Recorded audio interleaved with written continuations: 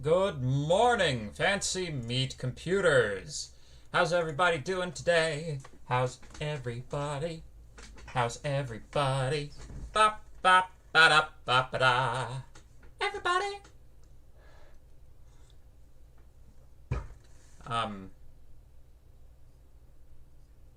Hopefully everybody's doing okay.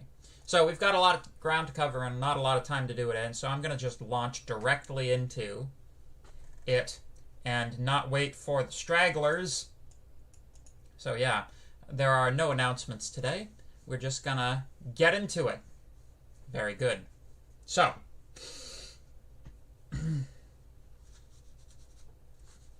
last time we were talking about floating point numbers and why they are treacherous business. We were discussing the structure of a floating point number, but we hadn't gotten to the slide where we actually show the structure. So let's do that now. With floating point numbers, we mentioned, just to remind you, floating point numbers are very, very much like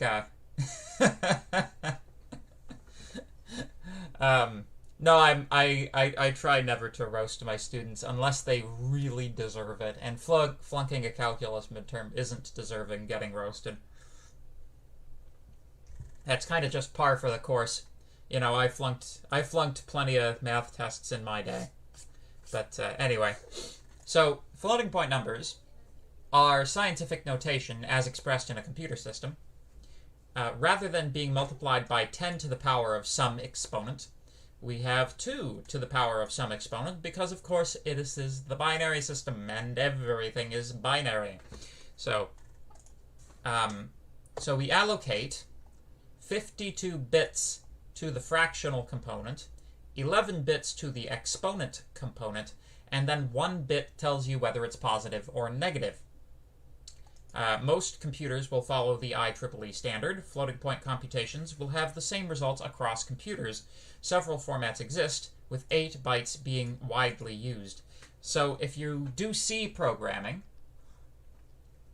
which hopefully at least a certain proportion of you will be taking 1xC3 next semester with yours truly, possibly, if I get the contract, hopefully. Fingers crossed. In C programming, you have the difference, you declare your variable types, all right? So you can declare a variable as a float, or you can declare it as a double, double standing for double precision floating point number. Floats are actually 32 bits in size, whereas doubles are 64 bits. Generally, double is considered to be the most, like, useful in a modern computer architecture. It turns out that floating point operations are actually pretty difficult in terms of the actual hardware to lay them out. So what happened, what they were doing sort of throughout the 32-bit era was they were building custom-purpose floating point operation accelerators into the chips themselves. So with a 64-bit native operating system, you don't have to do that, because, like, back in the day, right, floating point numbers were actually larger than the word size of the CPU that you would have been executing with, right? So it would have taken, for example, several CPU cycles to execute one floating point operation, because it required, like, you could only process, shall we say, 16 bits at a time, but you had a 32-bit floating point integer that you had to deal with. So, so they would put custom sort of, what are they called? Not side processors, but, like, they would put little pieces of circuitry into the processor that specifically was designed to accelerate floating point computation. I believe Intel had a big bug with one of these things once, the floating point bug, which was relatively famous back in the early noughties. But anyway, so floats in C, 32 bits. Pretty much everywhere else a float is 64 bits, because that's the word size of the processor architecture that we're now using. So, you know, if you support 64 bits natively, then everything's fine, right? Anyway, you don't have to restrict yourself to 32 bits if you're running on a 64-bit native system, right? So, the number of bits in the fraction limits the precision, and the number of bits in the exponent limits the range. Arithmetic operations on float may lead to loss of significant digits. So we've seen this interesting, effect where we can, like, we can only hold so much precision. We only get about 15, 16 decimal points of precision. But here let's do another example, which will be very interesting. Question: is a word 8 bytes? A word is dependent on the operating. It depends on the machine, right? A word is whatever the native bit width of your processing architecture is, right? So the Nintendo Entertainment System, way back in the day, had an 8-bit architecture, so it would have been 1-byte words for the Nintendo Entertainment System. The SNES was 16-bit, and of course the Nintendo 64 was a 64-bit architecture. They jumped right from 16 to 64 bits, probably due in part to the overwhelming success of the Super Nintendo. So yeah, the word size depends on the it's hardware dependent, but pretty much everything that's been made in the last 15 years is 64-bit. Why are floats called floats and not decimals? Because it's floating point. Like, the decimal point is floating. That's why they call it floating point. The decimal point moves, right? It sort of does. It's like fraction. You have the fractional component, which is always like a fixed decimal sort of representation, but whatever the exponent is that makes the decimal point move. That's why it's called floating point. I'm not going to answer any video game related questions until after the lecture. Thank you, sir. Where are we? There we are. So, one interesting thing to note. Let's say we have a long number and we add 1 to it. We get a long number plus 1. If we make that a float, that 1 gets disappeared. So, and we can tell this because if we do that and then we convert it back to an integer, you'll see that the 1 is gone. Anything that falls outside of the precision range of the floating point number that gets added to it is lost. So that's another thing to be very careful about with floating point numbers. If you have, if you're trying to hold more precision than you really should be, you're going to run into these types of errors. So, all right. So what if we really, really, really want exact arithmetic? Well, in Python, you have 2 packages available, which give you the ability to represent decimal and fractional numbers with more finite precision, right? Or with it just holds more precision. It's more accurate than a floating point representation. Arithmetic with the Python decimal library will produce the same errors as calculations by hand. By default, 28 fractional digits are kept. The precision can be changed. So that's close to double the amount of precision that's held by a floating point number. So the way that you use it, from decimal, import decimal, and then you can perform decimal arithmetic. So from decimal import, or from decimal import decimal as d. Yep, d.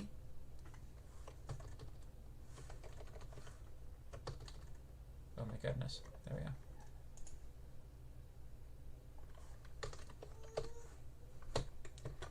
D1 divided by D3, you can see that holds a lot more precision than 1 over 3 does, right? 1 over 10, you can see that holds way more precision.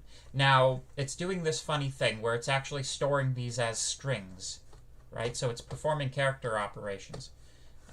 Incidentally, if you're going to use the decimal library, you absolutely cannot do the following. Oop. There. You'll notice that if you put a floating point in there that already has the floating point garbage attached, decimal's just going to gobble up the garbage and give it back to you, which is not what you want, right?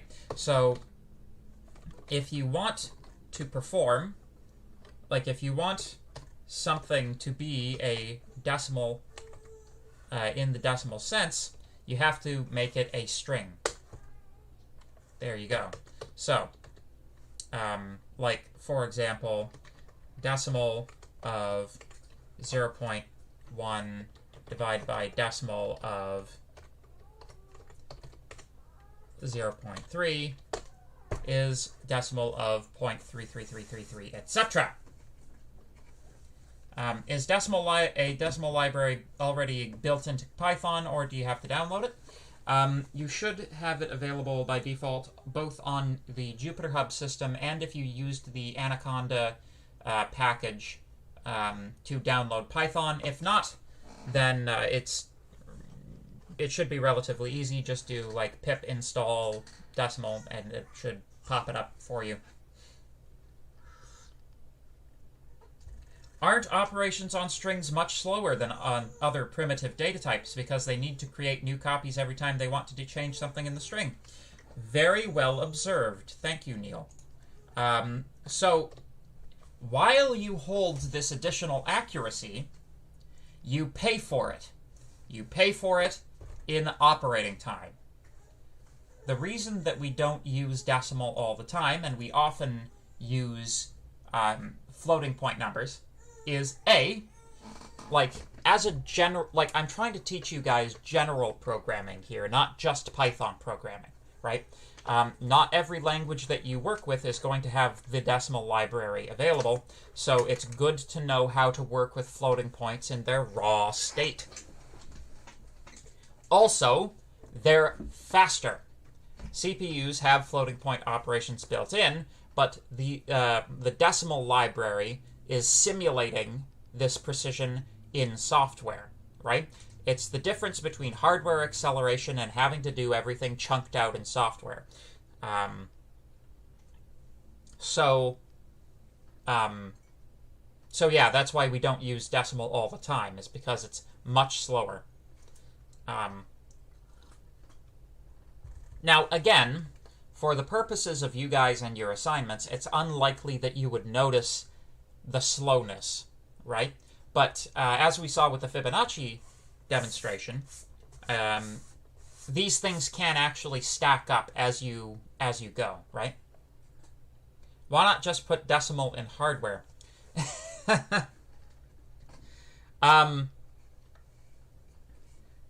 A hardware designer would say, what, float isn't good enough for you? So you have to understand that hardware designers already came up with the solution to this problem, and this is software people going back in and saying, your solution isn't good enough, I'm going to write a library for this. A hardware designer would say, just use float.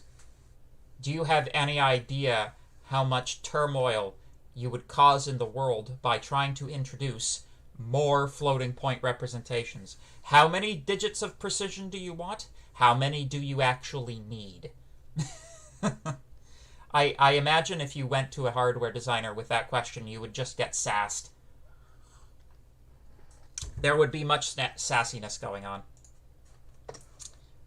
So, in addition, we also have a way of representing rational numbers. We have the fraction library. So, let's import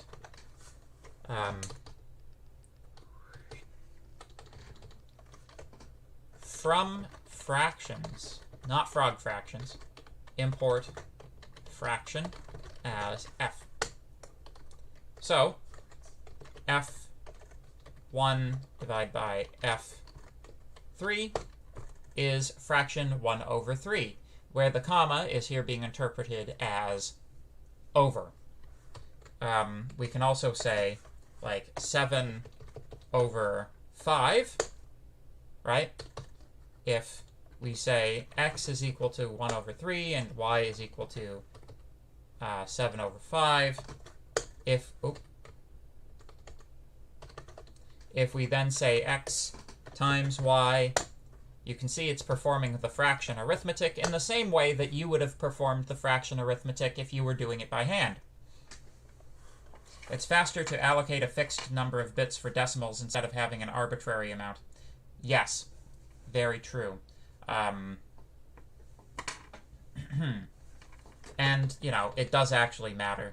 Like, consider that when you are playing a video game, like a modern type video game, such as, I don't know, your Far Cry 6 or your Halo 17 or your Call of Duty 10,000, all of, a very, very large proportion of, parameters inside of that video game, such as the positions of game objects in the field of play, that alone, all of that's stored in floating point, right? So, imagine each vertex in a polygon that represents a game character is represented by 3 floating point numbers. So, the degree to which you can accelerate floating point operations actually matters and allows modern video games to exist. Realloc every time you want more time. Every time you want more bits. Yeah. Oof. So, actually, Neil, that's actually kind of what Python does natively for integers, actually. But,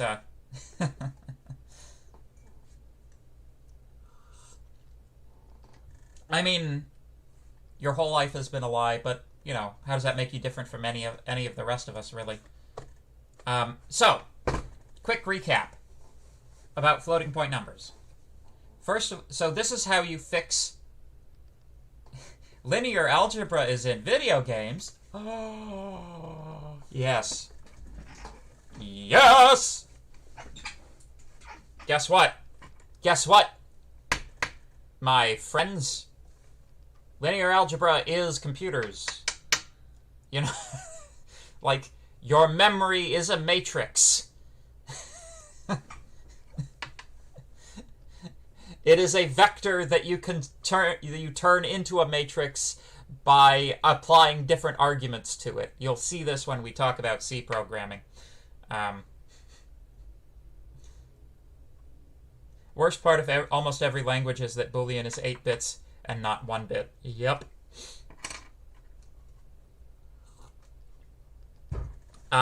Yeah, so there is a reason that you're having to take linear algebra.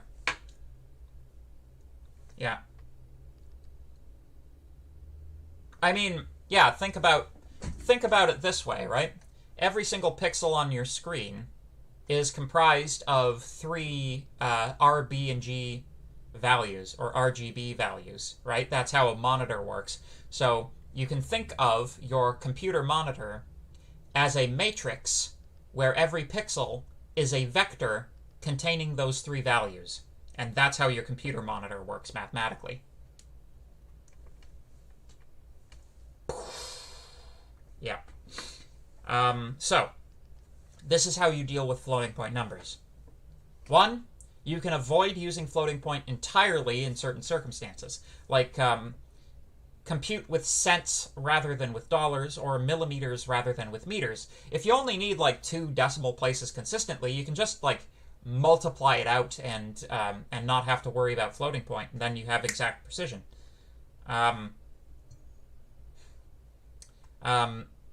Number 2, use decimals or fraction libraries instead. They are slower, particularly for large or small numbers, but they can give you exact results. 3, use a library for interval arithmetic with float. This gives safe lower and upper bounds, but it takes twice as much memory and time. Use a problem-specific library or check literature for algorithms with known numerical properties. For example, if you are solving differential equations, you should do that. You should do that with a library rather than build it up yourself, unless it's like an exercise in a class. 5, use symbolic computation, as in computer algebra systems instead of a programming language. And 6, when using float, never compare for equality. Check result within tolerance. For now, 6 and 2, possibly 1. Those are your solutions at this point. So, in what year would we start applying programming with linear algebra or calculus? You will do it by the end of this class. Are you going to have to find the determinant of your computer screen? No, that would take way too much time. Also, your computer screen isn't a square matrix. I'm not sure. Is it only square matrices that you can find the determinant of? Probably not. Maybe. But anyway. Yeah. Yeah, sometimes I have been known every once in a while to do recursive determinant as an exam question, because the determinant algorithm is actually recursive. So yeah, you can find determinants of square partitions in a matrix. Ah, yeah, okay, yeah, that makes sense. So, approximation algorithms. I'm going to try to get through this quickly. So, you all remember our approximation algorithm from the very first day of class, where we are determining the x-intersect of a monotonically increasing function on an interval a,b by measuring what the midpoint is and moving the interval either up or down, depending on what the value of m is. Very similar to the binary search operation. Yes. So, to revisit this problem, we asked at one point if you can take the exact x-intercept by setting the epsilon equal to 0. We now know that you can't because of floating point limitations. So the problem with imagining that you can set epsilon equal to 0 and get the exact thing is that you can't actually, unless the intersection itself falls along one of the numbers which exists in the floating point system and not approximately, you're essentially going to eventually get to a point where it'll stick in one state or oscillate between two states around the value that is the actual result without actually hitting it if you let it run long enough, and that will cause your system to freeze. That would be an infinite loop. So there you go. In Python, functions can be passed as arguments. So we'll create a generic x-intersect function to which we can pass any function f. So x-intersect, we take function f, a and b, and some epsilon. While b minus a is greater than epsilon, calculate the midpoint. If f at m is less than or equal to 0, set a equal m. Otherwise, set b equal to m. Then return the two bounds.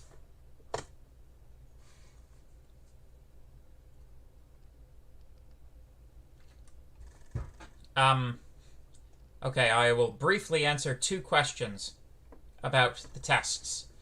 Do we have the full 24 hours for the test, or is it timed once you open it? It is the full 24 hours. You get the full 24 hours. Number 2, what material will we need to know to solve the exam problems? Like what weeks?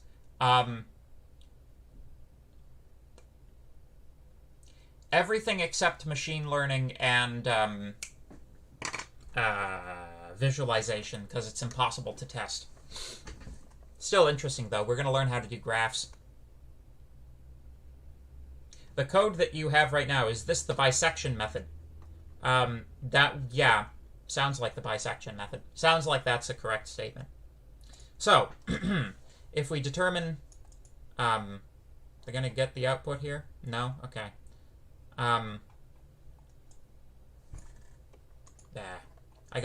Sorry guys, I have to keep moving with this. So, you can define your functions, feed them in, and set bounds from 0 to 100, right? You can also use lambdas to do this, and unfortunately I don't have time to do this as an example. So, let's talk about approximate square root. No, you don't need to know quantum computing.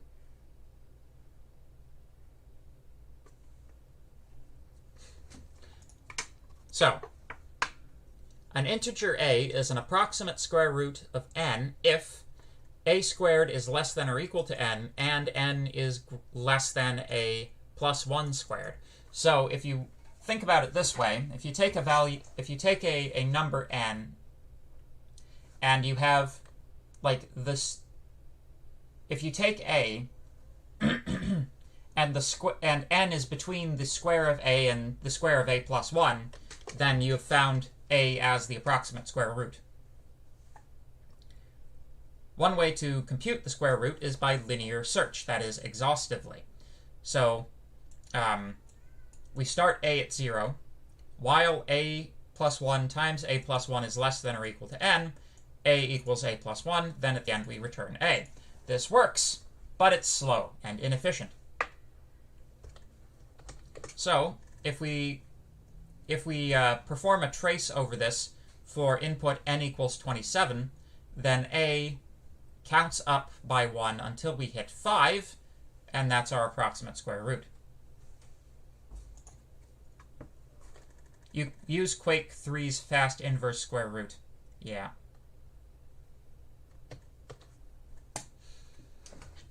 Oh, for the test this Saturday up to topic 5, yeah. Up to and including topic 5. So, going to skip the quiz. B is executed exactly as many times as whatever the output of the function is. So if the square root is 3, then the loop is executed 3 times. If the output is 27, it's executed 27 times.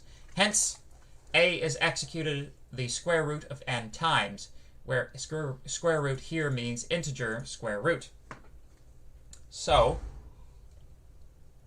we might say that this algorithm is big O square root of n.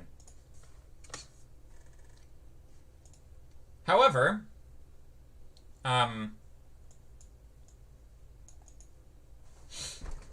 we can also use the binary search method to narrow down on our interval very quickly, in the same way that we did with the searching an array. The observation, of course, is that these values of A are in order, and therefore a binary search method can be appropriate. The test will be like the Jupyter assignments, yes. Please hold any further questions about the test till after the class. Thank you. So, suppose we have A and B such that the root is between A squared and B squared. We repeatedly replace either A or B with the midpoint of the two such that the above holds until A plus 1 is equal to B. Then A is the approximate square root. So, if we start off, for example, with upper bound of 8, lower bound of 4, and we're trying to calculate the square root of 27, the approximate square root of 27, the midpoint will be 4. 4 is less than, 16 is less than 27. So we assign that to A. I should probably say that the reason that we're doing this is that square root is traditionally a very difficult thing to calculate. Normally, we calculate square root using approximation methods rather than, traditionally it's either been done one of two ways. It's either done using an approximation algorithm or it's done via table, right? So, squaring something is easy, though, so that's why we're learning how to calculate a square root. So, A becomes 4. The midpoint is then 6. 6 times 6 is 36, which is greater than 27. So we move the upper bound down, right? Our midpoint is then 5. 5 times 5 is 25, which is less than 27. So we have 5, 6.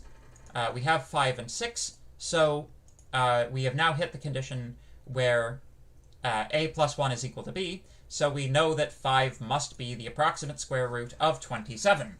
Da-da-da-da! Can you square root by hand? Nope. No, like many of you, I was ruined by calculators. I only met one guy ever who could do it by hand.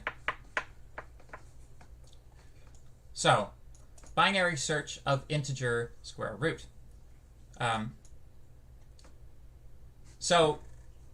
We'll skip this, but so the question then remains, how do we know what interval to start off with?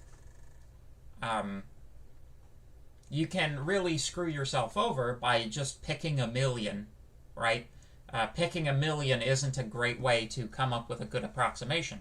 So what this algorithm suggests doing is taking B and multiplying it by B, and until we have the condition where B is greater than or equal to n.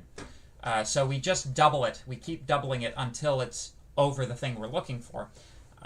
This does take a little bit more time, but the amount of time it takes to produce this new interval is not large in comparison to the amount of time it takes to calculate the approximate square root itself. So,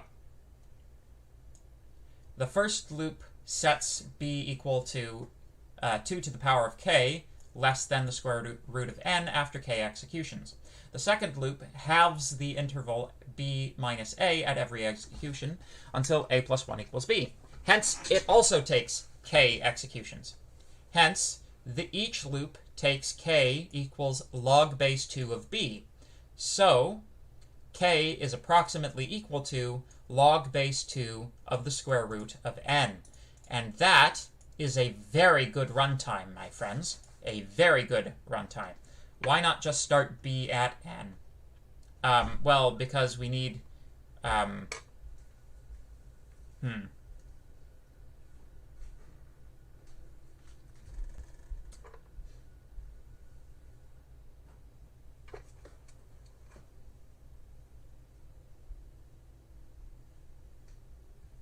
Yeah, why not? Why wouldn't you just start at b at n? Well, b squared at n, anyway.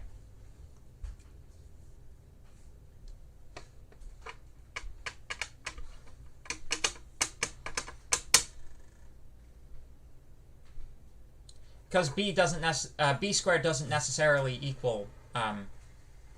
Oh, yeah. So this is how... Okay, I have the answer. If you took b squared and set it equal to n, you would have to take the square root of b in order to find the upper bound, right? So that would mean that you would be using the square root operation to find a square root, which means that you're getting, like, how do you calculate that square root, right? You essentially get yourself into an infinite recursion of having to calculate a square root to calculate a square root, right? But yeah, Tech Math has a good video on how to do it by hand. Well, maybe I'll memorize that sometime if I ever need to. But yeah. There we go. Ha-ha! I had to think about that one. So, let's talk about Pythagorean triples. So, Pythagoras. Y'all know Pythagoras, I hope. Ancient Greek philosopher, founder of a cult that worshipped numbers. Like, that's actually a true thing. So Pythagoras came up with the relation between the sides of a right-angled triangle and its hypotenuse, which is a squared plus b squared equals c squared. A simple way to find... So we are interested in finding the perfect Pythagorean triangles. That is to say, those triangles which have three sides which are all integers, right? And yet conform to the Pythagorean relationship. So, a simple way to find such triples is by brute force. Enumerate all values of a, b, and c, and check to see if they form a Pythagorean triple. So, if we print Pythagorean triples 1, for a in range from 1 to n plus 1, let's say we're checking all Pythagorean triangles with side lengths no greater than n, right? So, for a, b, and c in range from 1 to n plus 1, if a squared plus b squared equals c squared, then we print the triple. Otherwise, we ignore it.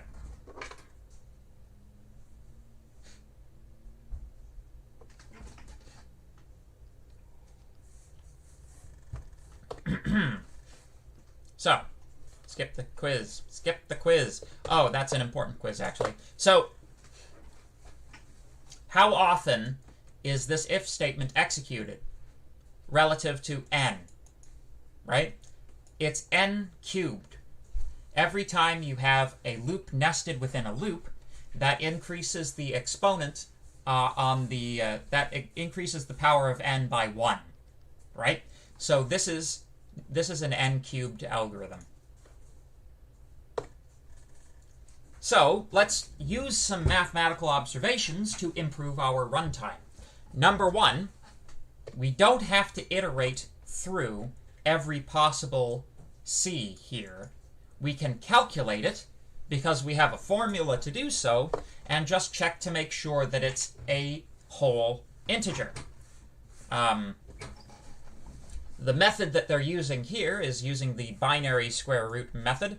If I were inclined to do this, I would probably use one of Python's built-in things, you know, like c is equal to floor c.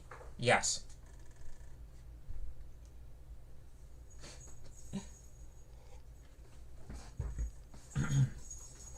that cult also killed someone when they said irrational numbers existed. Is that a true fact or is that fake news? Because if that's a true fact, that's, like, very cool. I mean, it's not cool for the guy who died, but, you know, his name lives on in history. So, we can use this operation to eliminate one of the loops entirely, turning this from an n cubed algorithm into an n squared algorithm. Very cool.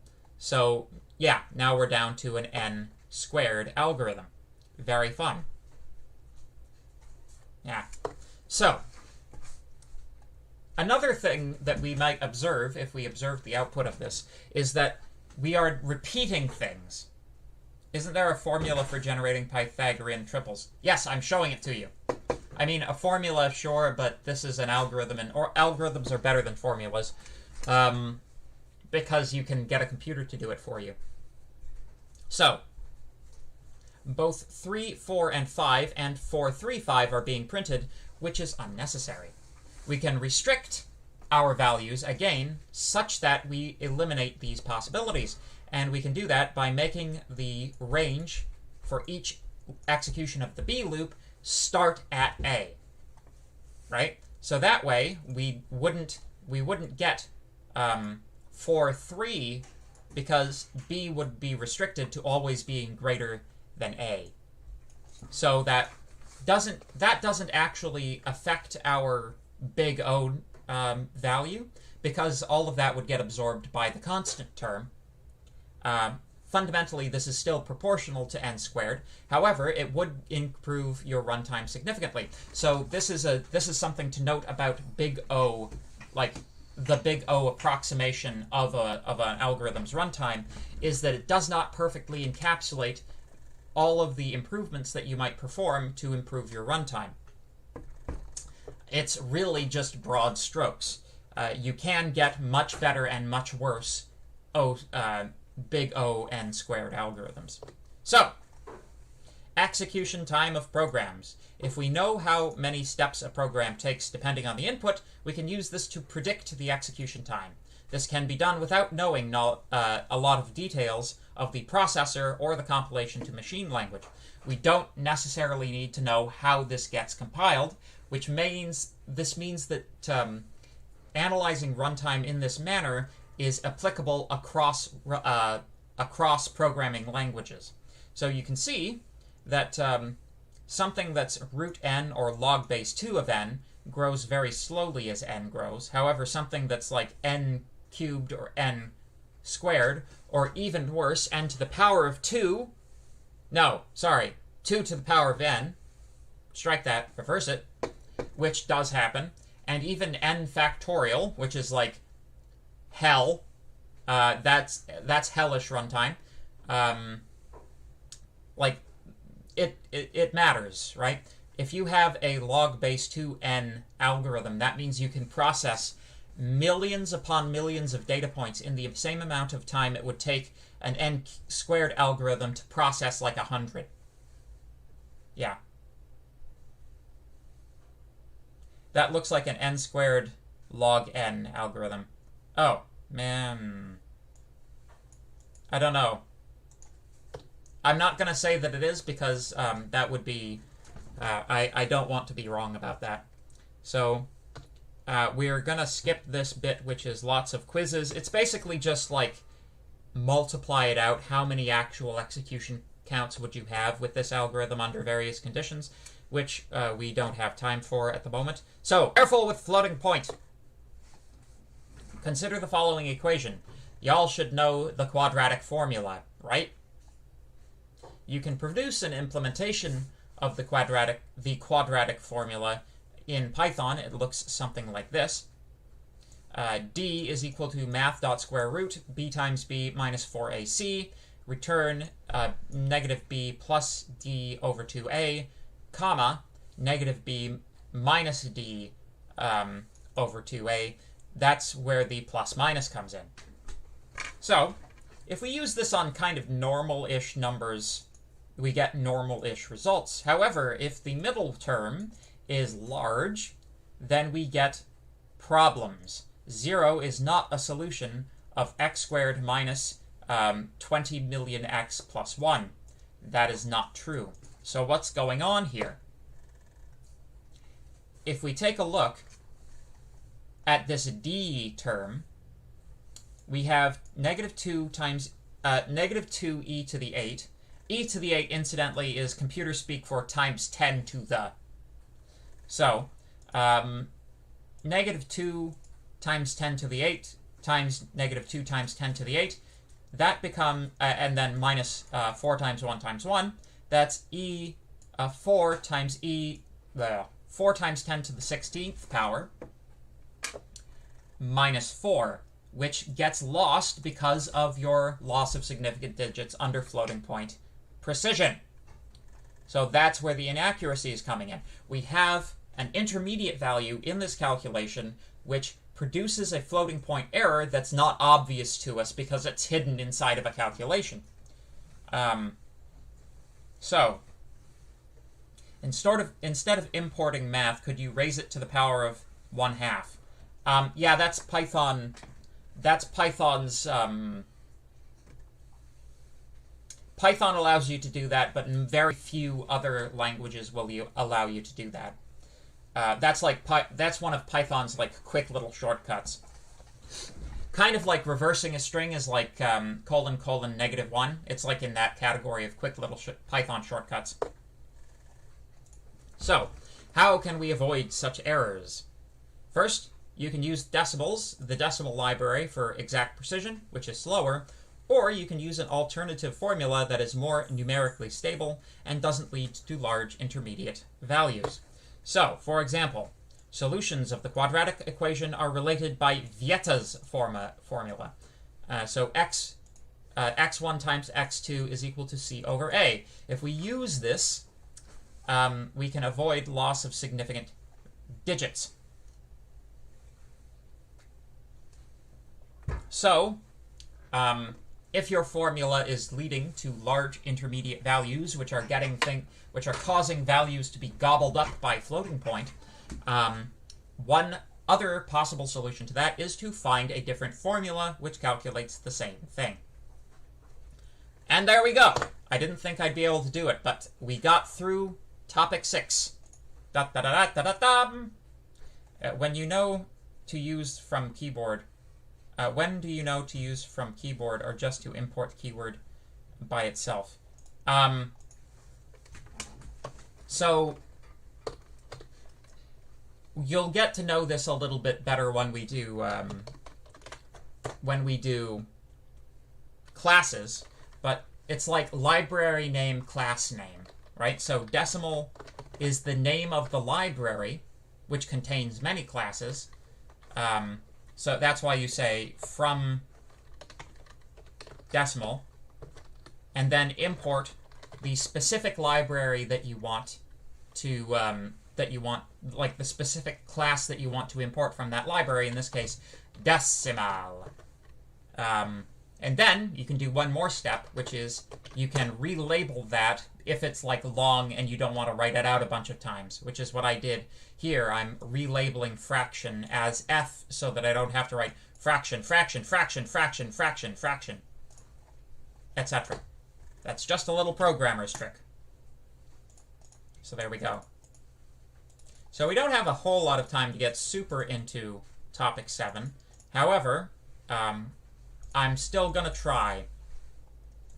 Testing and exceptions. Again, we're a little bit behind in this class, so we need to get the lead out. So, topic 7.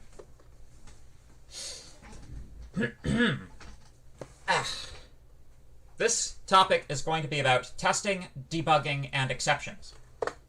So, what is a bug? This is what we're going to talk about in this topic.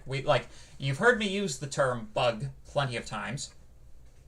You probably have a vague idea that it is some kind of error in a computer program, but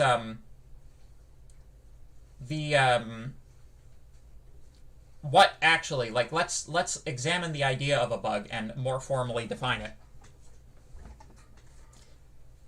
Write a function, max product, that takes takes as an input a base 10 number s, represented as a string, and outputs the product of 12 adjacent digits that have the greatest product.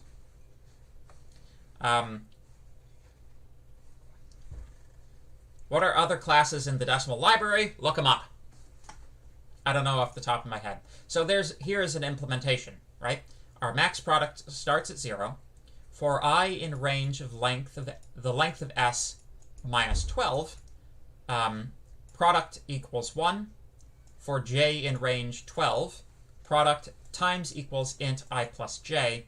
If product is greater than max product, set the max product equal to the one we just calculated, and at the end, return max product. So all this does, so you have an arrange, right? You have like a list. It's not a list, it's a string. You have a linear collection of numeric digits, right? Well, actually, I just found a second bug in this. This will return a character, which we are then multiplying. We're interpreting it. Oh, wait. Nope, sorry. It's interpreting it as an integer. I'm sorry. I'm terribly sorry. That's not the bug. So we have this. So basically what we're doing is we're starting at 0. We're counting the next 12 elements, multiplying them together, seeing if that's larger or smaller than what we've calculated so far as being the maximum of the maximum product. Then, once we've calculated the first batch of 12, we move our initial index up by 1, then we calculate the next batch of 12. Up by 1, next batch of 12, until the next batch of 12 would bring us over the end of our data structure, and then we stop, because we no longer have any valid groups of 12. How could I have detected the bug? Number 1, make some test cases with known correct answers to see if you get the right answer. Number 2, have another person independently implement the function and see if you get the same answer, but don't share your solutions because that's plagiarism. Have another person read your code and see if they can find any flaws. Not plagiarism so long as they just say, oh, I noticed on line 7 you're not using integer conversion and you should be. As long as their hands never touch your keyboard, it should be okay. But again, don't copy code. Don't do it. The goal of testing is to determine whether a program works as intended or not. Debugging is the process of trying to fix a program that you know already has a bug. Good, and I see we're out of time. So, there we go. I shall now answer questions about anything, including the test. For the test, should you include doc strings for your functions? You can do that if you like.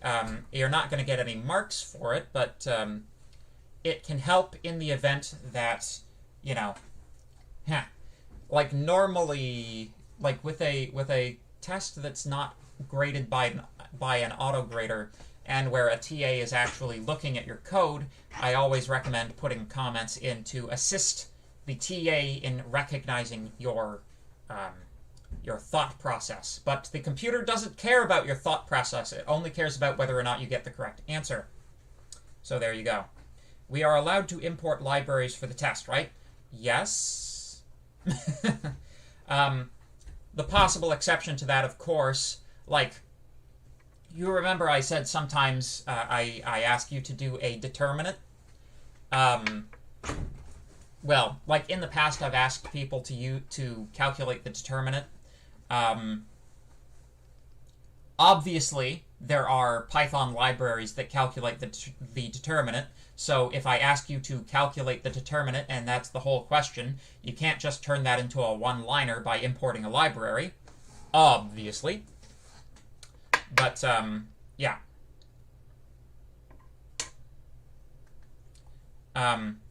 We won't have test cells in the test, right? Yes, you will. There will be public test cases available for you to check your code with, and there will be private test cases that we use to grade it. The test will be graded in the same manner as the assignments. Is the test marked by a TA then? Nope. It is marked by computer. Right, so it's important that our code is neat and tidy as well. Yeah, well, you know,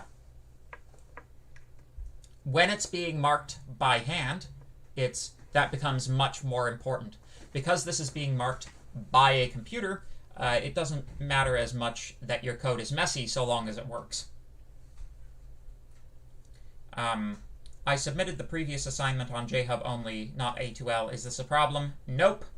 If we are doing any math, would we be given formulas? For example, it's been a while since I've done determinants and I wouldn't remember the formula under stress, so would we be given the formula?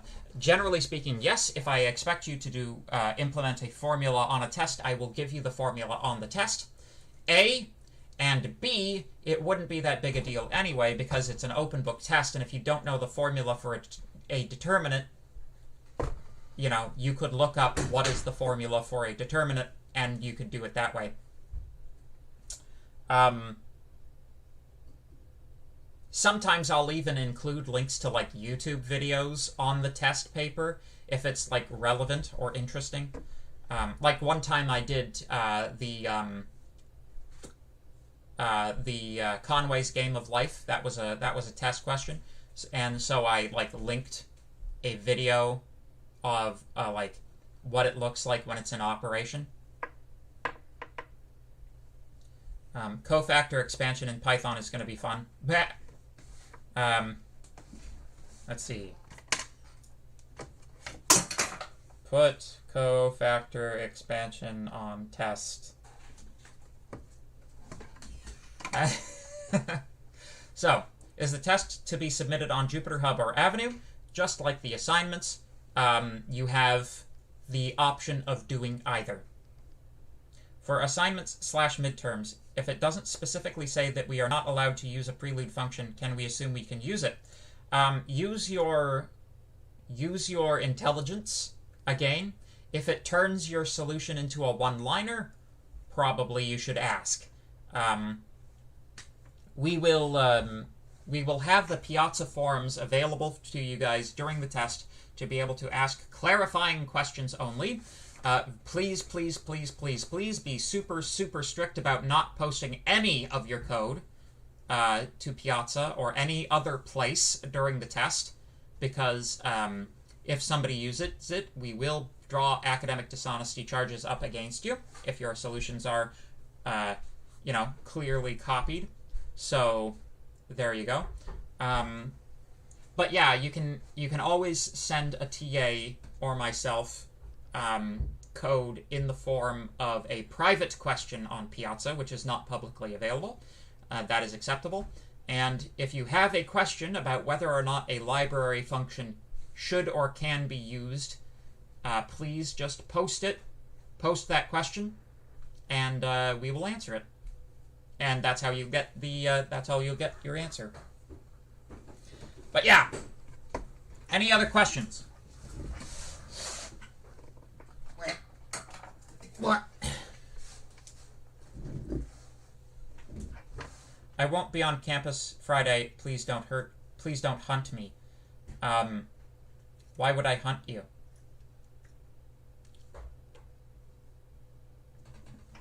That doesn't even make sense.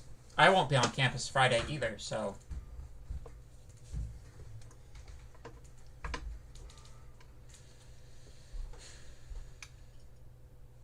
Oh, you're talking to the students for for suggesting a test question. I get it.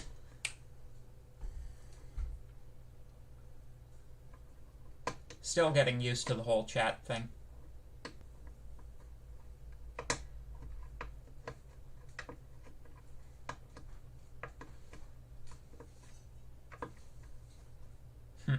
Yeah. I'm starting to understand how chat messages work. I used to think that, like, chat was supposed to be, like, more of a discussion. You know? It's like, I say something, you say something, I say something, you say something. But now I realize that, like, the way that chat works kind of in the modern context in, like, a system like this is, like, you just say something, and then you forget that you even said it, you know? Unless it's like a direct question to me about something, it's like, you know, it's like you just say something and whoosh, off it goes into the ether. Can you look things up on the internet? Yes. It's an open book test. That's not considered academic dishonesty, so long as you're not using, like, so long as the thing that you're looking up on the internet is not a person. So don't use, like, tutoring websites like Chegg, the hated and abysmal Chegg. Do not contact other people you know. Do not contact other students. But you are allowed to look up pre-existing questions on Stack Overflow, for example. You are allowed to look at Wikipedia articles. You are allowed to look at the Python documentation. Stuff like that. Okay?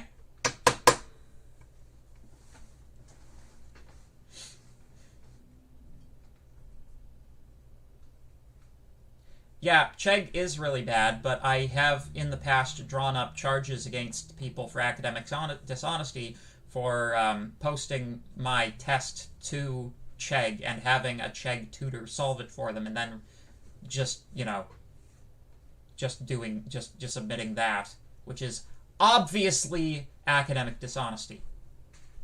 Like, obvious academic dishonesty.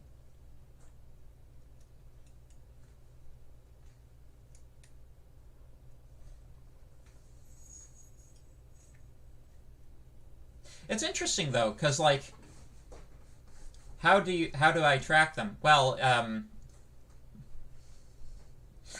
I'm going to keep my secrets if it's okay. It's better if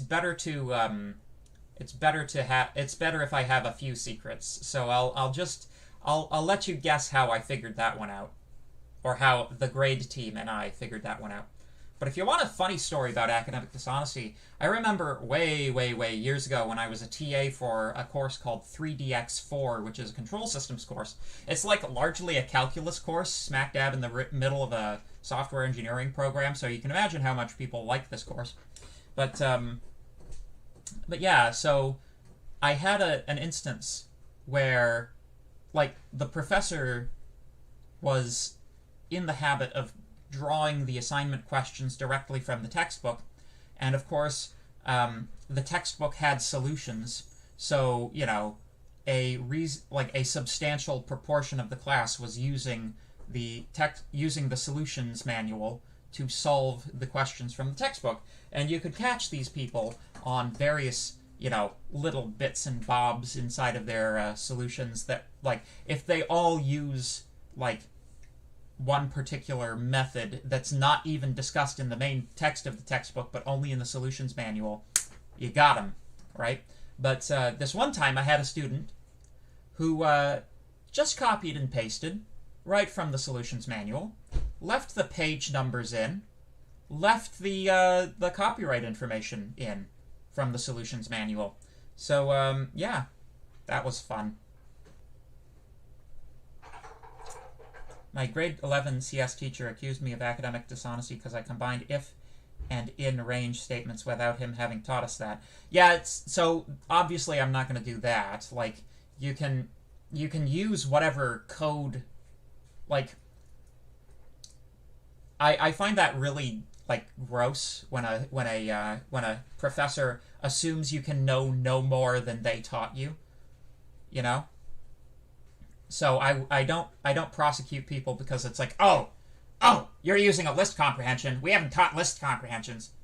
No, I wouldn't do that because, like, obviously with Python, a lot of you have done Python before, so that just wouldn't work in general.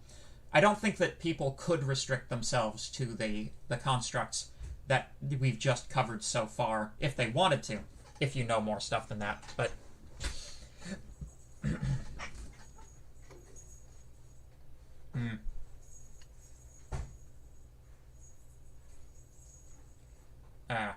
So when I first came to Mac in, like, September, because I'm Chinese Canadian, a lot of Instagram ACs for, like, international Chinese students kept following me. These accounts were like, add me on WeChat, and if you pay us, we'll write your essay. Wow, that's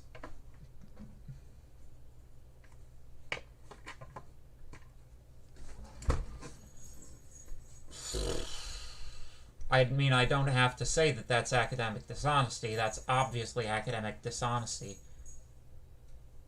But yeah, jeez. Jeez. It's terrible.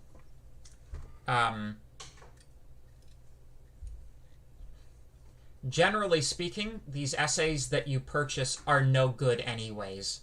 The skills with which they, you pay them to write your essay, they are not skills that you would want your essay submitted with. So, yeah. Also, we know about article spinners, just so you know. For our max-min functions, are we cool to use the prelude function to sort a list, or should we find them more manually?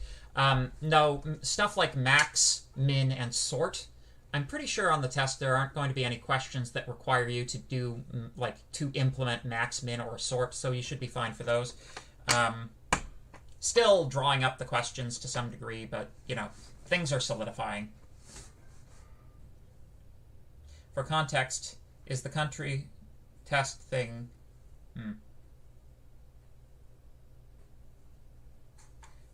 for now, from what I've heard, that a lot of international students from China are now kids who can't do Gaokao, country test thing. Can't do it, they come to Canada.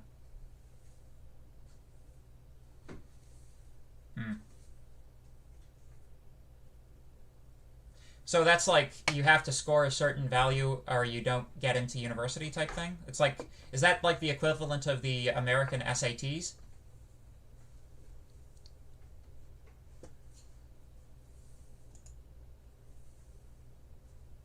It used to be kids who are able to do well go abroad, but times have changed. Yeah.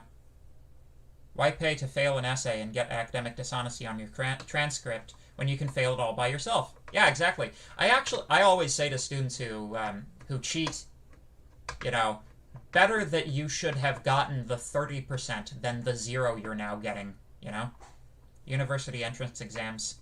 Yeah. Yeah.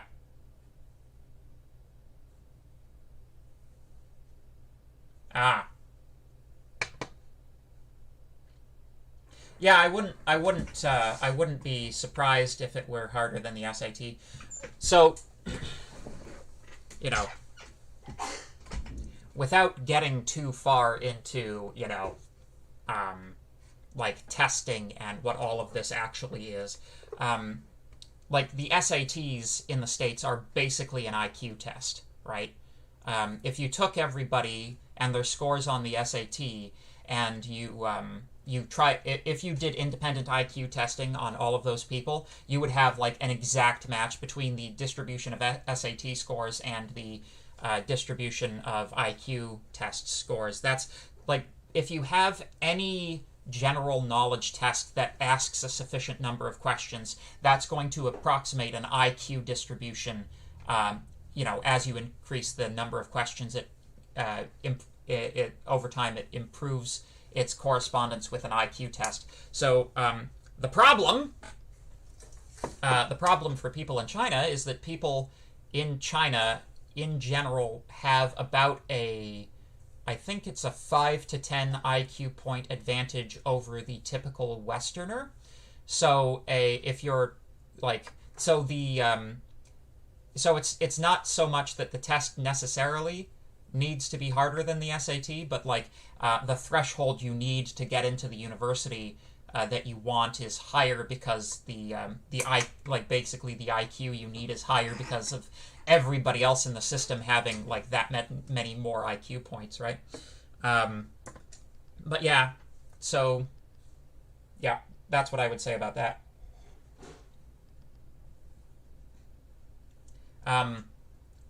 If you do an IQ test twice, you should have the same answer. In theory, yes, but there will be a certain degree of variance in IQ tests. Like any statistical process, you'll have some variance. I have so many family friends who have kids in China who are top of the class, but then do okay or poorly on the Gaokao and not go to a good school. Yeah, part of the problem, I mean, even like in Canada, you'll have this effect where like students will often feel like, a very good student at any particular high school, once they get into the university system, it's like, wow, I am no longer the big fish in a small pond, am I? Like, that's a very typical experience of like, the university transition. Like, I'm sure a lot of you have noticed that the general level of intelligence of your compatriots has increased since coming to university. Incidentally, I'm not saying that like it's bad to have a low IQ. It just means you're suited for different types of things, right? I'm not like trying to attribute moral quality to where you fall on an IQ distribution, because that's a bad thing. That's a bad thing to get started with. But if you do the SAT twice, you should get a higher score. Well, yeah, because you'd have memorized some of the questions. If you're asked a different set of questions from like the same pool of questions, you should get roughly the same result. But yeah, for A5, can we use max, or do we have to find the number manually? I don't know. Ask a TA on Piazza. But yeah, so part of the problem with China as a country with respect to this sort of thing specifically is because there's like, you're not dealing with 30 million people like you are in Canada. You're dealing with like nearly 100 times that, right? You're dealing with billions of people, or however much the ratio is. So, to the degree that, it like the hierarchy gets much steeper the more people that you add to it, right? But yeah, anyway. That's probably enough for me yammering on about irrelevant nonsense. I'll see you guys on Friday. Office hours tomorrow. Take her easy, folks.